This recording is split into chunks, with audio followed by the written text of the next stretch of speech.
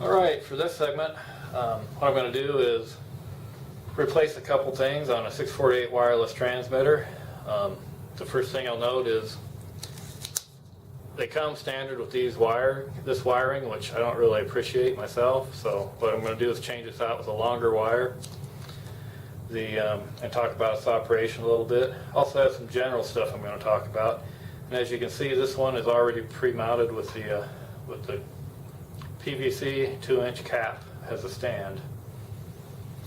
One of the things I wanted to talk about before we get into rewiring stuff, of course the caps are going to come with a label like this on it, and they can be torn off if soap and water are not sufficient to clean off the glue. You can, of course, use fingernail polish remover, which should work fairly well, but it does tend to dull the plastic as it eats into it a little bit.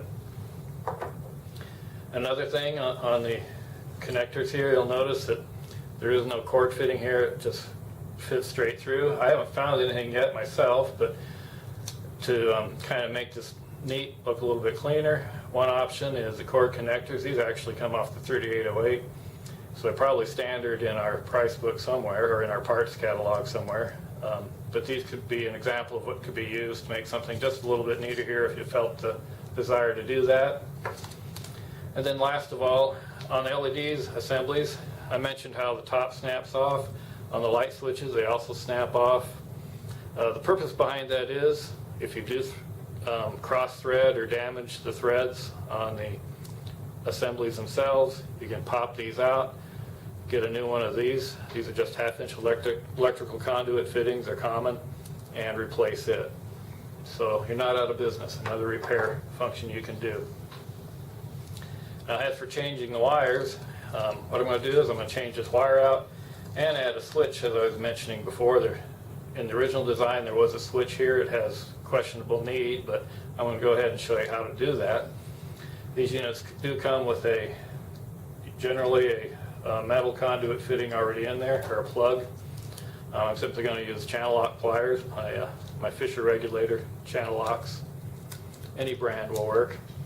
Simply grab onto it, and this is never before loosened.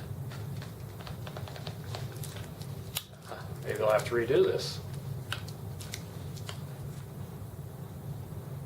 There we go, and notice I am grabbing onto the PVC pipe, so it is quite sturdy for leverage. Okay.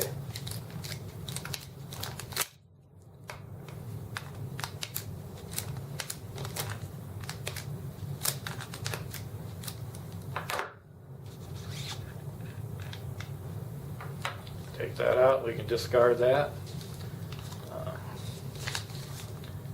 Then what I will do is grab the new switch that I want to put in the unit. Simply run the wires through.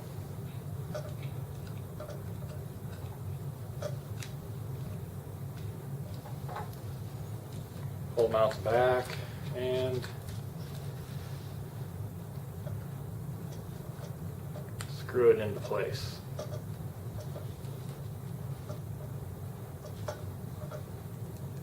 Didn't get a lot of turns on it.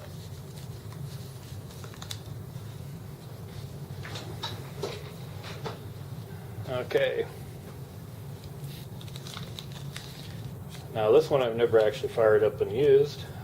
What you notice, I'm going to do is set this up with a 2-wire transmitter, or RTD, excuse me.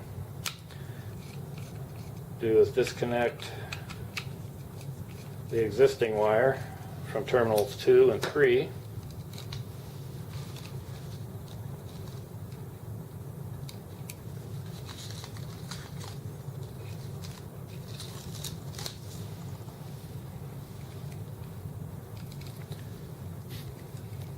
Run that around.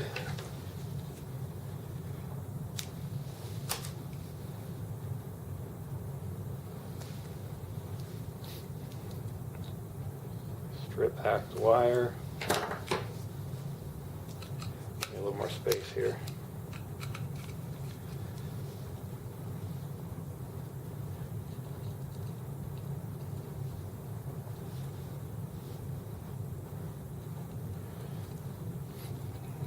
And put Put it under the terminal. Similar fashion, like I said, I don't really like the wire that they provided, plus it was a little bit short. So longer set of wires here, run it in the other opening, and not polarity sensitive. So we'll just run one wire under the terminal, screw them down,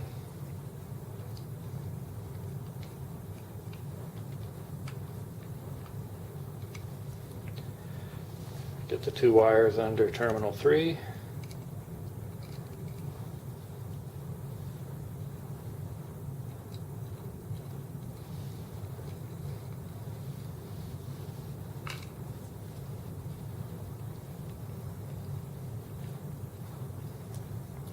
And tighten it down.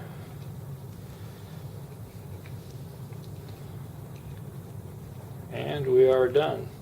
I'm going to go ahead, put the battery back in, screw on the cap, and that part is complete.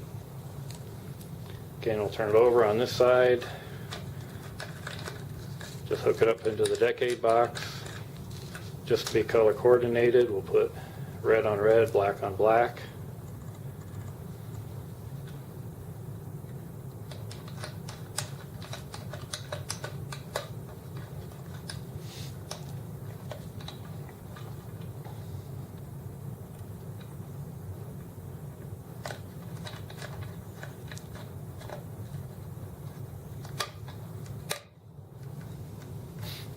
We'll set it to 100 ohms. 100 ohms is equal to 0 degrees centigrade or 30 degrees Fahrenheit. I'm going to go grab a battery.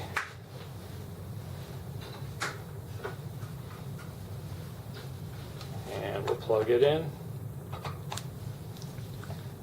It cycles through.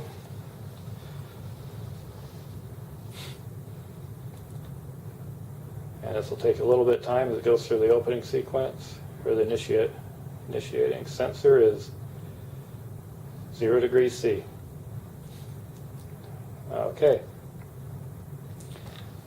So, and we have completed that. We've done a quick test. If I go ahead and do a short, when it comes around, we should see an range air down on the bottom.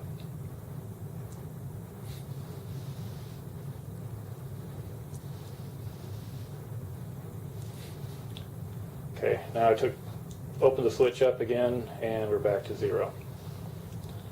All right, that concludes this little video.